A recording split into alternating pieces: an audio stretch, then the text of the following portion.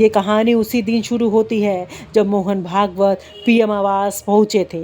1 घंटे 30 मिनट की गंभीर मीटिंग के बाद संघ को लगा कि जल्द ही कोई निर्णय लिया जाएगा, संकेत मिलेगा या कम से कम एक दिशा तय होगी। पर 1 महीना बीत गया और नरेंद्र मोदी की तरफ से कोई शब्द नहीं, ना कोई बयान, ना कोई संदेश, ना पार्टी नेतृत्व में बदलाव की चर्चा और ना ही उस 75 साल की परंपरा पर कोई संकेत जिसे संघ हमेशा मानता रहा।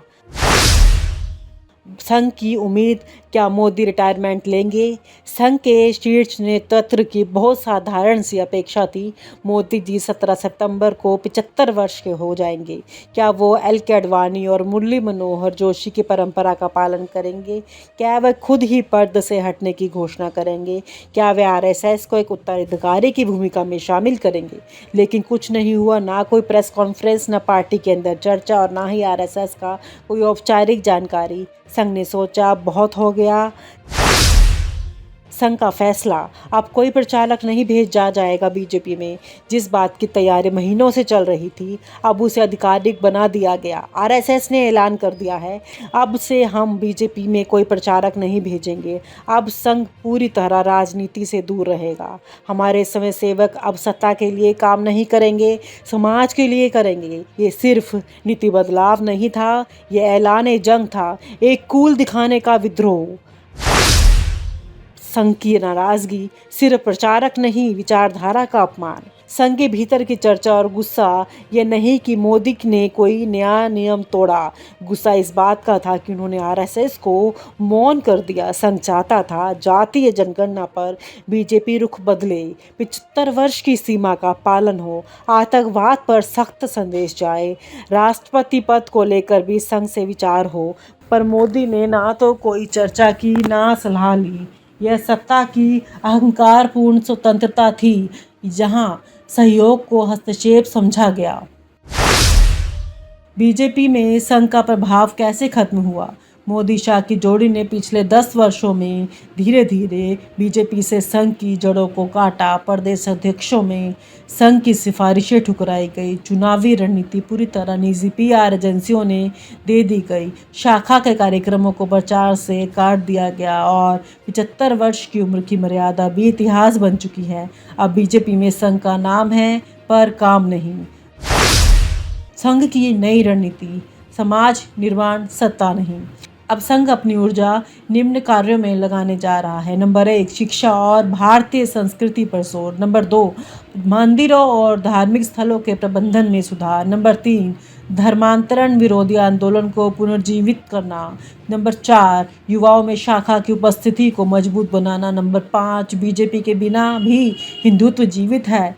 नंबर 5, बीजेपी के बिना भी हिंदुत्व जीवित है का प्रचार करना। संघ अब विचारधारा को पार्टी से अलग करने में लगा है, क्योंकि पार्टी सत्ता के नशे में संघ को बैठा हुआ शेर समझ चुकी है।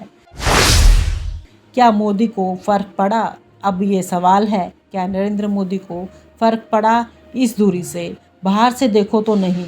वो अब भी बीजेपी पर पूरी पकड़ बनाए हैं। संगठन और सरकार दोनों उनके इशारे पर चलते हैं। उन्हें ज़मीनी नेटवर्क नहीं, डिजिटल नेटवर्क पर भरोसा है। लेकिन 2024 में बीजेपी की गिरती सीटें और संगठन की मजबूती इस बात की गवाही है कि संघ का मौन समर्थन की बीजेपी की सबसे बड़ी ताकत थी और अब वो ताकत छिन चुकी है।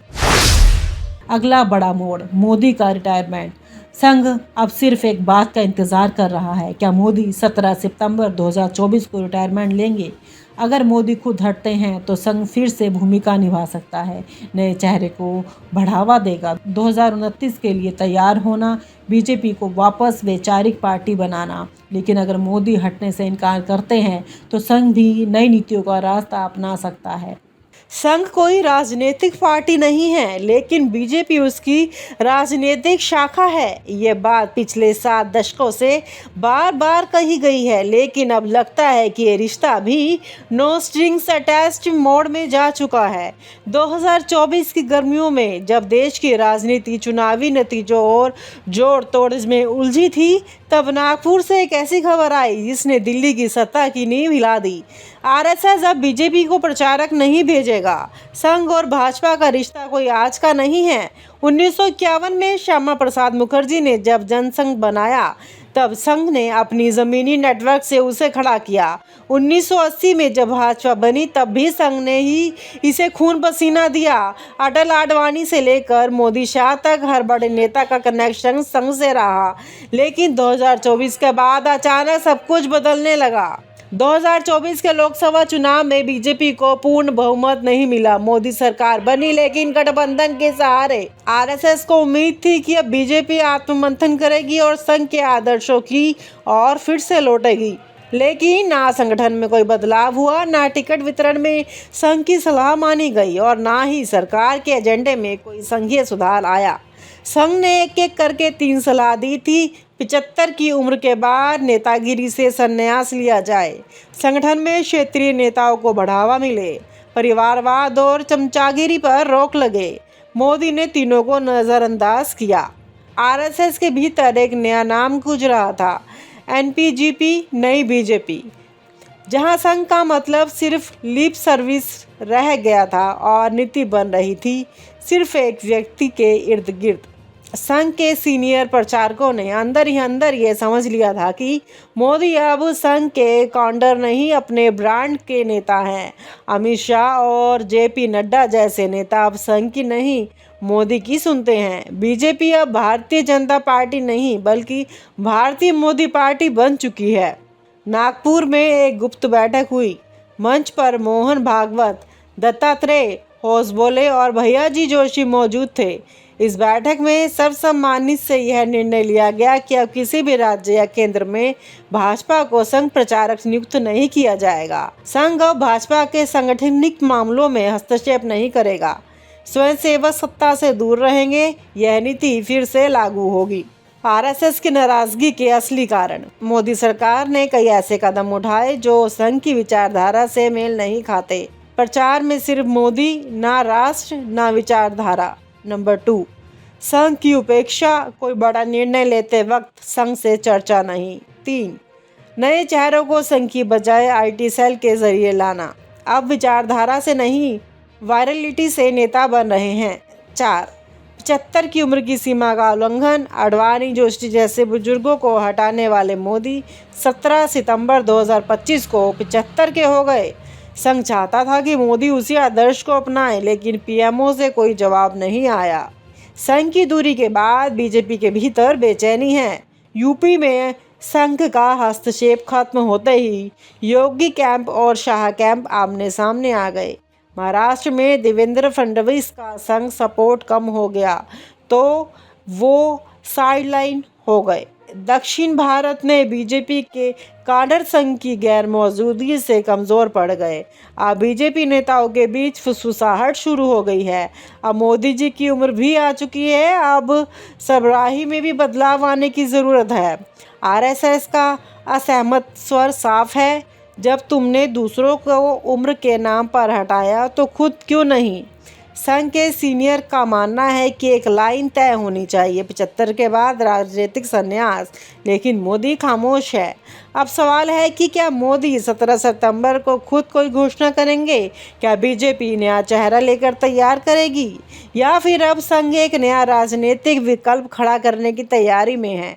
2024 के लोकसभा चुनाव में बीजेपी को पूर्ण बहुमत नहीं मिला। मोदी सरकार बनी लेकिन गठबंधन के सहारे। आरएसएस को उम्मीद थी कि अब बीजेपी आत्ममंथन करेगी और संघ के आदर्शों की और फिर से लौटेगी। लेकिन ना संगठन में कोई बदलाव हुआ, ना टिकट वितरण में संघ की सलाह मानी गई और ना ही सरकार के एजेंडे में कोई संघीय सुधार आया। संघ ने एक एक करके 3 सलाह दी थी। 75 की उम्र के बाद नेतागिरी से संन्यास लिया जाए, संगठन में क्षेत्रीय नेताओं को बढ़ावा मिले, परिवारवाद और चमचागिरी पर रोक लगे। मोदी ने तीनों को नज़रअंदाज किया।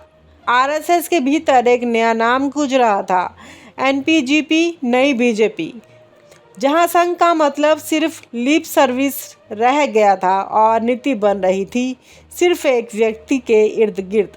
संघ के सीनियर प्रचारकों ने अंदर ही अंदर ये समझ लिया था कि मोदी अब संघ के काउंटर नहीं, अपने ब्रांड के नेता हैं। अमित शाह और जेपी नड्डा जैसे नेता अब संघ की नहीं, मोदी की सुनते हैं। बीजेपी अब भारतीय जनता पार्टी नहीं बल्कि भारतीय मोदी पार्टी बन चुकी है। नागपुर में एक गुप्त बैठक हुई।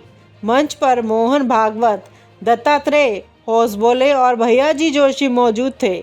इस बैठक में सर्वसम्मति से यह निर्णय लिया गया कि अब किसी भी राज्य या केंद्र में भाजपा को संघ प्रचारक नियुक्त नहीं किया जाएगा। संघ अब भाजपा के सांगठनिक मामलों में हस्तक्षेप नहीं करेगा।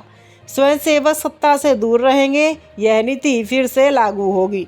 आरएसएस की नाराजगी के असली कारण। मोदी सरकार ने कई ऐसे कदम उठाए जो संघ की विचारधारा से मेल नहीं खाते। प्रचार में सिर्फ मोदी, ना राष्ट्र, ना विचारधारा। नंबर 2, संघ की उपेक्षा। कोई बड़ा निर्णय लेते वक्त संघ से चर्चा नहीं। 3, नए चेहरों को संघ की बजाय आईटी सेल के जरिए लाना। अब विचारधारा से नहीं, वायरलिटी से नेता बन रहे हैं। 4, 75 की उम्र की सीमा का उल्लंघन। आडवाणी, जोशी जैसे बुजुर्गों को हटाने वाले मोदी 17 सितंबर 2025 को 75 के हो गए। संघ चाहता था कि मोदी उसी आदर्श को अपनाए, लेकिन पीएमओ से कोई जवाब नहीं आया। संघ की दूरी के बाद बीजेपी के भीतर बेचैनी है। यूपी में संघ का हस्तक्षेप खत्म होते ही योगी कैंप और शाह कैंप आमने सामने आ गए। महाराष्ट्र में देवेंद्र फडणवीस का संघ सपोर्ट कम हो गया तो वो साइडलाइन हो गए। दक्षिण भारत में बीजेपी के काडर संघ की गैर मौजूदगी से कमज़ोर पड़ गए। अब बीजेपी नेताओं के बीच फुसफुसाहट शुरू हो गई है। अब मोदी जी की उम्र भी आ चुकी है। अब सरबराही में भी बदलाव आने की ज़रूरत है। आरएसएस का असहमत स्वर साफ है। जब तुमने दूसरों को उम्र के नाम पर हटाया तो खुद क्यों नहीं। संघ के सीनियर का मानना है कि एक लाइन तय होनी चाहिए, 75 के बाद राजनीतिक संन्यास, लेकिन मोदी खामोश है। अब सवाल है कि क्या मोदी 17 सितंबर को खुद कोई घोषणा करेंगे? क्या बीजेपी नया चेहरा लेकर तैयार करेगी, या फिर अब संघ एक नया राजनीतिक विकल्प खड़ा करने की तैयारी में है? संघ अलग मोर्चा बनाएगा? भारत विकास मंच जैसे संगठनों को बढ़ावा देकर बीजेपी के विकल्प की तैयारी। नंबर 2, बीजेपी में 2 गुट, मोदी समर्थक वर्सेस संघ समर्थक। 2026-27 का नेतृत्व परिवर्तन की अंदरूनी लड़ाई। पॉइंट 3, नई विचारधारा की वापसी या पतन। क्या बीजेपी संघ मुक्त भाजपा बन जाएगी, या संघ कोई नया चेहरा सामने लाएगा? यह कहानी सिर्फ एक राजनीतिक दरार की नहीं है, यह सत्ता और सिद्धांत के बीच टकराव की कहानी है, जहां एक और संघ चाहता है कि विचारधारा जिंदा रहे और दूसरी ओर मोदी चाहते हैं कि सिर्फ मोदी मॉडल चले। 17 सितंबर सिर्फ एक जन्मदिन नहीं, बल्कि भारतीय राजनीति के लिए टर्निंग पॉइंट हो सकता है। संघ अब भाजपा से अलग है और भाजपा मोदी से अलग नहीं हो सकती, लेकिन अब जब संघ अपना रास्ता अलग कर ले तो क्या मोदी के रास्ते भी कितने दूर तक जाएंगे, यह देखना अभी बाकी है। और आप हमसे जुड़े रहने के लिए सब्सक्राइब करें YouTube पर, फॉलो करें Twitter पर और लाइक करें Facebook पर। और ज्यादा जानकारी के लिए आपको टाइप करना होगा सिर्फ न्यूज़ नशा।